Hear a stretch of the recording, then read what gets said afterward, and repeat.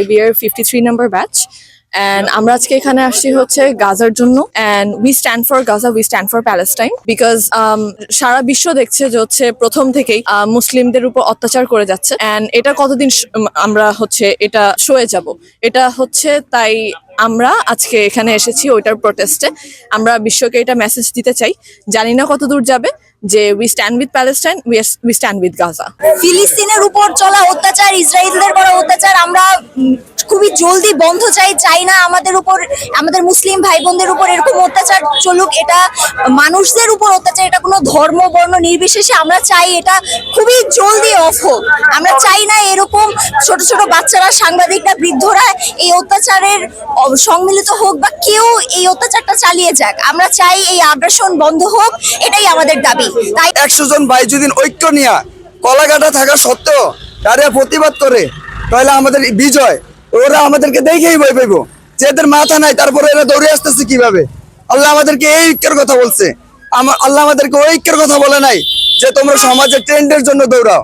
আজকে অনেকেই ফিলিস্তিন নিয়ে অনেক কথা বলতেছে, ফেসবুক সোশ্যাল মিডিয়া ফাটিয়ে ফেলতেছে, কিন্তু কালকে যদিন এই ট্রেন্ডিং এর কারণেই কিন্তু এটা হইতেছে। কালকে যদিন এটাই হয় যে সবাই বলে, মানে ট্রেন্ডিং এরকম হয় যে ফিলিস্তিন বিরোধী কথা বলো, তাহলে কিন্তু কালকে সবাই ট্রেন্ডিং অনুসারে ফিলিস্তিন বিরোধী কথা বলবে, না হলে দাজ্জালের অনুসারী এত বেশি হইতো না। আমার কথা এতটুকুই শেষ। এটা আরো 70 বছর বা তারও বেশি আগ থেকে শুরু হচ্ছিল, এবং শুরু হয়ে এই গত 70 বছরে অসংখ্য ফিলিস্তিনিদেরকে ইসরায়েল নামক বর্বর রাষ্ট্র, ওটাকে আমরা রাষ্ট্র মনে করি না, তারা অসংখ্য ফিলিস্তিনিদেরকে পাখির মতো মেরেছে। পাখি মানে কোনো সভ্য জাতি বা মানে কোনো মানুষ এভাবে আসলে আরেকজন মানুষকে মারতে পারে নাকি, এটা আমরা পৃথিবীর ইতিহাসে খুব কম দেখেছি। এবং আমরা জাহাঙ্গীরনগর বিশ্ববিদ্যালয়ের তরফ থেকে পুরো বিশ্ববাসীর কাছে একটা মেসেজ পাঠাইতে চাই যে ইনশাল্লাহ মুসলিম সমাজ, তরুণ সমাজ সবাই আবার জাগ্রত হয়েছে, এবং শীঘ্রই ইসরায়েল নামক কোনো রাষ্ট্র আমরা রাখবো না, এবং আল-আকসা আমরা স্বাধীন করবো। পৃথিবীর এখন মুসলমানরা আমরা সবাই একত্র হইতেছি। আমাদের ইউনিভার্সিটি থেকে আমরা যেটা করেছি যে আজকের দিনটা 7 তারিখ আমরা হচ্ছে কোনো প্রকার ক্লাসেস করব না। আমাদের আজকে পরীক্ষা ছিল, আমাদের মিড টার্ম পরীক্ষা, আমরা কেউ কোনো প্রকার মিড টার্ম পরীক্ষার মধ্যে অংশগ্রহণ করব না। আজকের দিনটা আমরা সবাই মিলে হচ্ছে এই প্রতিবাদ জানাবো আমাদের যে ভাইদের সাথে যেই কাজগুলো হইতেছে। আমরা হয়তোবা সেখানে জেনেক্সে শিফট করো, লাইফকে লিফট করো। তাদেরকে সাহায্য করতে পারতেছি না। এখন আমাদের এমন একটা অবস্থা যে আমাদের দেশের মধ্যে যে ডিফারেন্সটা, এই ডিফারেন্সের কারণে আমরা যে অন ফিল্ডে হয়তো বা কাজ করতে পারতেছি না, আমাদের ভাইদেরকে সাহায্য করতে পারতেছি না। বাট আমরা আমাদের তরফ থেকে সবাই মিলে, এই পুরো বাংলাদেশের সকল স্টুডেন্টরা আছি, আমরা সবাই মিলে আমাদের প্রতিবাদ জানাবো, যাতে হচ্ছে আমাদের বিশ্বের মধ্যে অন্তত এটা প্রতিফলিত হয় যে আমরা মুসলিমরা সবাই একত্র আছি এই বিষয়টা নিয়ে। আমাদের ভাইদের উপর যদি কেউ আগ্রাসন আনে, তাদের এগেনস্টে যদি কেউ কোনো কিছু করে, তাদেরকে যেভাবে মারা হইতেছে, এই জিনিসগুলো যতদিন পর্যন্ত বন্ধ না হবে আমরা সবাই চুপ থাকবো না।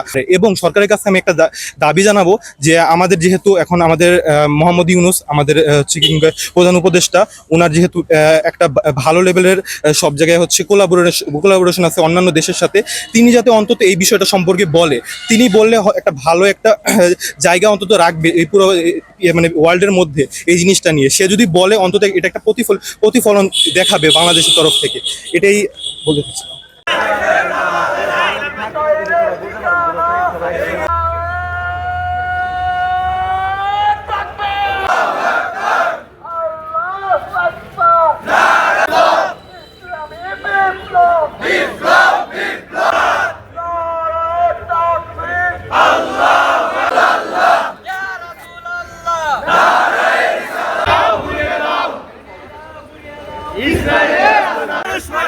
মুসলিমেরা কি করে, ফিলিস্তিনের মানুষ মরে।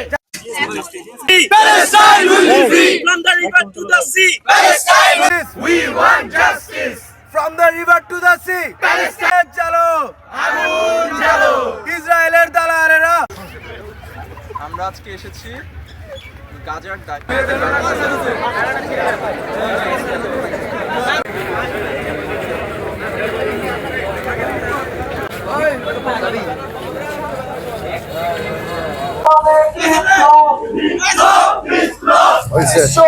Make Palestine free. From the river to the sea. Make Palestine free. Salahuddin আসছে।